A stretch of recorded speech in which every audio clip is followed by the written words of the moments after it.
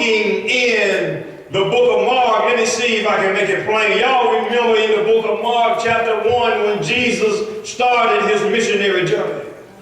Jesus entered into the city called Capernaum and entered into the synagogue when he got there. The storyteller said that when Jesus got to town, he went to church. But the Bible said that when he got to the synagogue, the devil was already there. It said that there was a man there in the church with an unclean spirit. And while Jesus was talking and teaching in the church, the man kept crying out, "Jesus of Nazareth, leave us alone."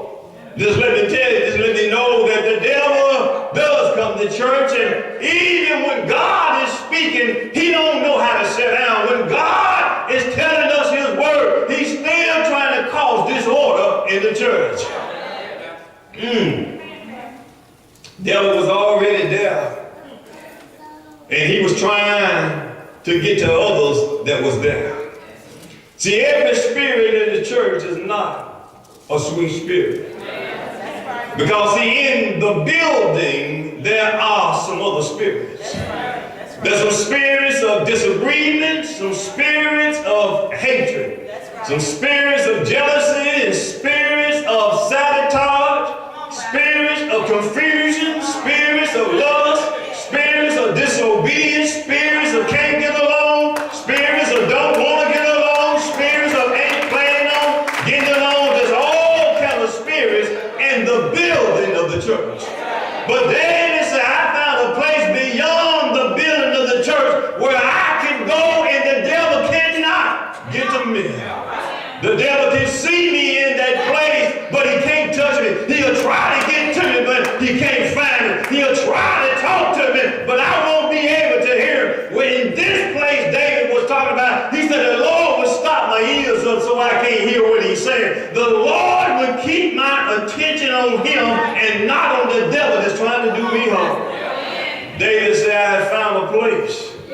See, so many times, you know, we think that long as we come to church, then we're secure from our enemies. As long as I make it into these walls. But see, there's some other doors once we get here that we got to enter into. There's some rooms that God has for us that if we don't enter into them rooms, then you're not safe from the devil.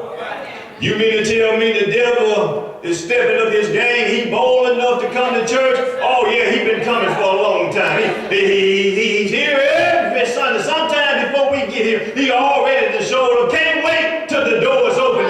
Don't you know he's here? Oh yes, he is. I kept on looking and I thought about, well, what do you mean that the devil would come to church? Well, let me see if I can prove it this morning.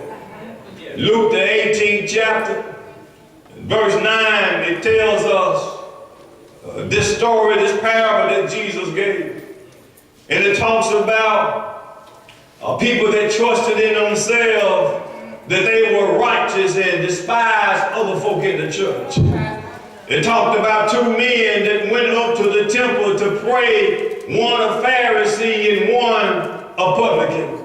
It talks about the Pharisee that when he got ready to pray, that he stood in the church and he prayed, the Bible said, with himself. He prayed, God, I thank thee that I'm not like as other men are. He said, extortioners and unjust men, adulterers, and even as this publican in the church. And now this man, this Pharisee that was supposed to be holy, when he came to church, his man intention really wasn't where it was supposed to be. Because when he started praying to God, but the Bible said he was praying to himself, and a lot of times when our prayer ain't right, we ain't praying to God, but we praying to ourselves. What I'm trying to tell you, when we not praying in the right spirit, then that prayer ain't going no further than how than we are. It is not going to heaven. It said when he prayed with himself. And he started, when he prayed, he started talking about other folk that was in the church. He started talking about how good he was and how bad everybody everybody else was. He started to line himself up how he had paid his tithes and how he had been good to God and what he had done all week long, how he had fasted 3 times a week and how he had been talking to God, but the man still had not found that place that David was talking about. But then the Bible said that there was another man that came to church. And this man was a known sinner. He was a publican. This man had not lived a righteous life. But the Bible said when this man started praying to God, this man, he said that in his humble estate, he wouldn't even lift his eyes to heaven. He felt that bad by the life that he was living. He felt like he wasn't worthy to even come into the door. And this man, when he prayed, he didn't even come down to the altar, but he stayed at the back door where he had been urged to sit on the side. And the Bible said when this man prayed, this man just spoke his chest and said, Lord, have mercy on a sinner like me. And what I'm trying to tell you, Jesus said in the parable that this man, when he went home more worthy than the man that had been going to church every Sunday, than the man that had been fasting 3 times a week. He went home and had found a place with God that this long-time saint had, this long-time Pharisee, this long-time Bible thumper, this long-time Bible studier hadn't even found with God. This man.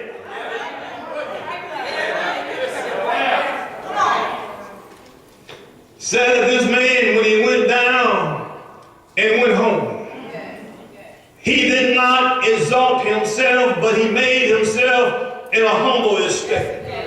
And what I'm trying to tell you, the place that David is talking about in the text is a place of humbleness. And that's the only way you're going to be able to get to this place is that you be humble first off. You can't come into God's house and be puffed up and act like we somebody and expect God to thank us for our praise.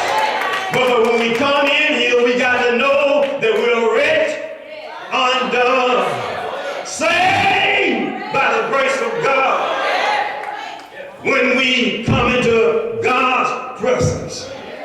I kept on looking at the text and I thought about what it was really saying to us here. David said that it was a secret place. Now, I don't know about you, but secret places is places that nobody, well, you can go and nobody else really know how to get there unless you show them the way or unless you tell them where it is.